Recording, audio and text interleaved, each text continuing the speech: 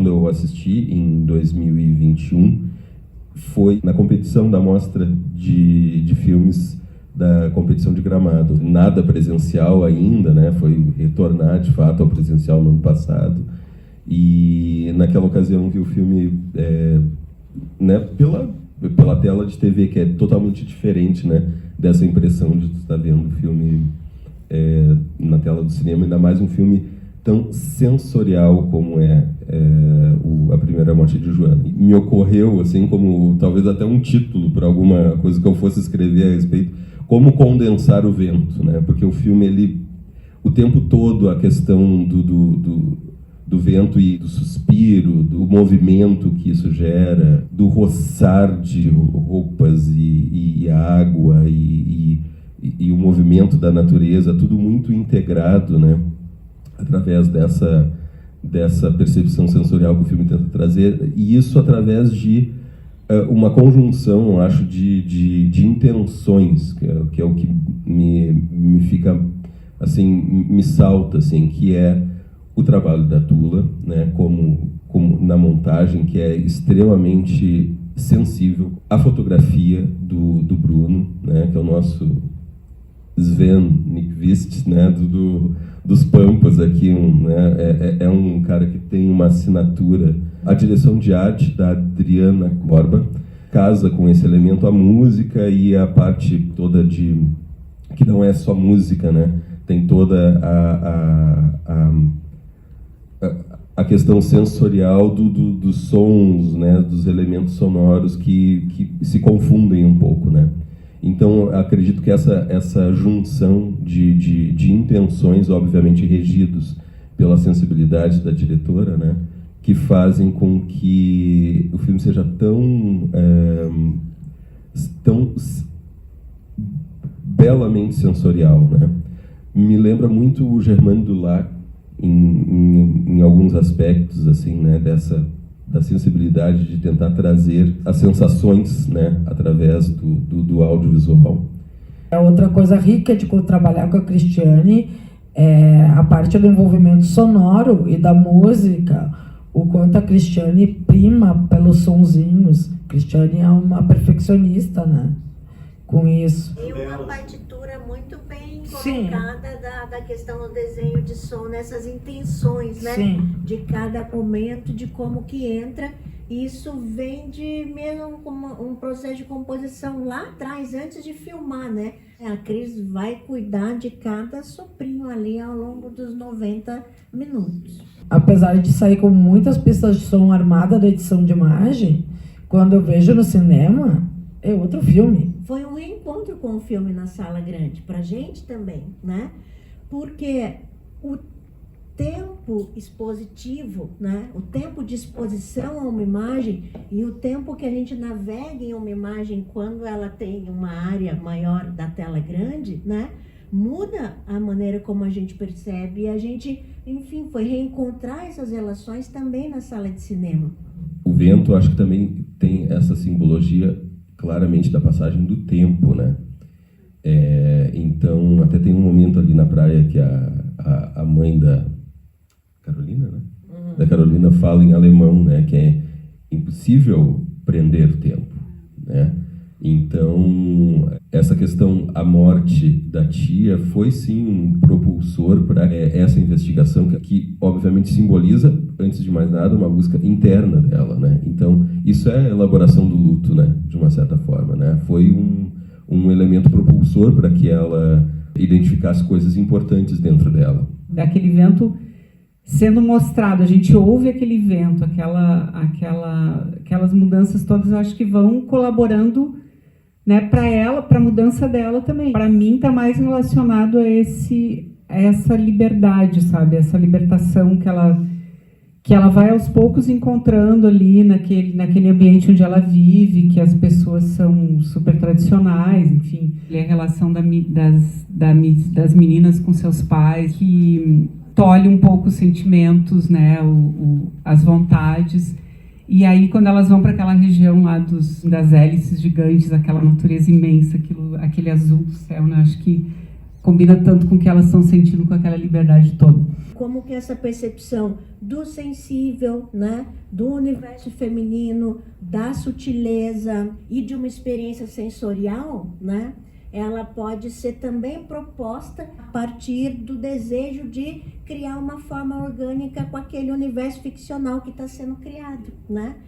Eu acho muito significativo que os roteiros da Cristiane, né, são todas histórias originais, né, e absolutamente autênticas no que diz respeito, na minha opinião, entre a junção dos elementos, né, os seus personagens com as suas histórias, que por um momento parecem histórias mínimas e que num tratar do cotidiano, né, vai, né, no meu interesse, né, pelo menos, vai nos abrindo uma história tão rica, né, justamente por uma intimidade que a gente consegue criar com ela, porque a gente sabe sobre mãe, sobre filha, sobre avó, sobre vento, sobre sol, sobre desejo. A Mulher do Pai, o filme anterior dela, eu tenho, assim, grande admiração por esse filme. Acho uma das grandes obras do cinema gaúcho, né, da contemporaneidade. A Mulher do Pai também é um filme sobre uma adolescente e seus dilemas, né, envolvendo a família. E esses elementos que fazem parte de uma jornada criativa dela, né, já estavam todos ali presentes. Tudo isso que vocês falam dos longas, eu vejo nos curtas. Que desde os curtas, essa sensibilidade e essa atenção que ela tem aos outros sentidos, que não são exatamente os sentidos primários da primazia do cinema, que seria a visão. E já no primeiro curto ela trabalha com uma personagem que não enxerga, né? Então, isso tudo é o tipo de plano que ela filma planos das mãos, do toque, e isso é muito característico dela. Isso já vinha de antes, né? Não é no longa, no Mulher do Pai fica mais expressivo, né? Do Mulher do Pai, por exemplo, uma coisa que não tinha e aconteceu dos acasos da edição é que as meninas começavam a escutar o funk, né? E aí um dia eu estendi a música e deixei a mais, assim, fui até as vacas, né? E eu disse, Cris, curti as vacas com o funk, o que tu acha? As vaquinhas funkeiras. Outra coisa, por exemplo, a gente cria cena, assim, tem coisas que a gente vai catar material até... Tudo que tiver filmado pode entrar. Que é uma coisa que isso é uma liberdade com material bruto que a gente tem. O trabalho da montagem realmente, a gente sempre sabe que ele vai surpreender, né? Para a gente fazer, então, pela primeira vez já também a ressignificação do material que a gente filmou. Acho que esse trabalho de montagem, né, ele é fundamental dentro de um filme para construir tudo que a gente vê, tudo que a gente percebe. Qual é a marca dessa parceria de vocês? A Cristiane vê coisas sobre montagem, eu vejo sobre coisas de imagem, a gente troca muita informação sempre. E se eu fosse resumir a relação, a primeira palavra que me veio à cabeça chama confiança. Isso é uma construção que veio do primeiro curta. A Cristiane me chamou para montar o primeiro filme dela, o Messalina, então eu montei, né, a versão do roteiro. E em algum momento eu tive uma ideia de trocar as cenas de ordem por causa do ritmo do filme, e a equipe decidimos que a versão que tinha mais ritmo, portanto a que eu tinha proposto para ela, era a que era mais engajante. Então o que a gente conseguiu estabelecer com o primeiro curta foi confiança, respeito pro trabalho uma da outra, e saber que as cenas mudam de lugar. Não tem problema, elas mudam de lugar. Então, muitas vezes agora eu me vejo a chata que não quer mudar de lugar assim. Anos depois. Esses fragmentos do onírico, eles foram, né, depois, com o passar do tempo, eles foram sendo redistribuídos pelo filme, né? E acho que isso foi um tom, assim, bem legal, quando a gente achou que era, assim, né, colocar o temperinho assim ao longo de... Sim, porque tu vai dando umas pequenas pistas, né, do que vai ser visto depois. O Trapiche também não era o início, o Trapiche era outra cena. Quando tu vai montar o filme, tu tem o roteiro sempre contigo, vocês trabalham o roteiro juntas. Pra mim chega um material tipo em ordem, o assistente de montagem já manda em ordem das cenas, né? Eu vejo o material, muitas vezes, a Cris às vezes me diz, não, tu já leu o roteiro antes, é verdade, às vezes eu já leio, mas às vezes eu esqueço, eu olho o material, se eu entender o que o material tá falando, já é o começo. E ela pergunta que tipo de plano eu gostaria de ter.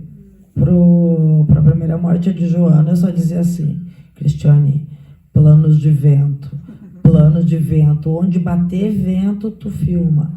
Minha função muito é ver o material e conversar com o material e conversar com a Cristiane. Eu sou tipo o pai de santo ou a mãe de santo da Cristiane. Eu tenho que incorporar a Cristiane em mim enquanto eu estou montando. E aí eu escutei o Carl Guimarães, que foi nosso assessor na primeira morte de Joana, dizendo que ele é o pai de santo do filme. Aí eu acho que eu faço um pouco das duas coisas, eu incorporo cada um ali. Tem coisas que eu acrescento e tem coisas que o material diz pra gente, assim, às vezes. E é bom eu não ter ido pro set, não ter um certo envolvimento com o lugar, e ter mais um envolvimento com o próprio material. Entender os porquês do que ela queria em tal coisa, ver se o que ela quer realmente existe, ou era uma coisa que ela quer e eu não tô vendo o que ela queria. Então é sempre negociação. Negociação é outra parte da palavra, é confiança e negociação. Eu acho muito interessante que nada é desaproveitado no filme, né? Tem filmes que às vezes a gente assiste e tipo, poxa, podia ter 10 minutos menos, podia, sabe, tais coisas, né, não dizem tanto para a construção da narrativa, né? Esse filme ele é muito exato, né? Mesmo com toda essa liberdade até intuitiva, de certa forma, né, da questão da montagem que a Tula estava trazendo, né, em termos de narrativa mesmo, de construção. E é um filme sobre rito de passagem, né? Tanto que o filme já começa, né, com a presença, enfim, a vivência da primeira morte de alguém importante para Joana, né? Mas a gente, obviamente, que essa morte ela tem, né, uma significação muito maior, né, muito mais ampla, né? Então são essas, digamos, mortes para esses renascimentos que a gente tem durante a vida, né? E essas redescobertas que eu acho que tem muito disso, né, desses momentos importantes na vida, que eu acho que a Mulher do Pai traz isso também, né? Aquela tentativa de a busca de um encontro consigo mesmo, de uma subjetivação, né, de si mesma, né? Então acho que são coisas bem importantes assim de serem trazidas também.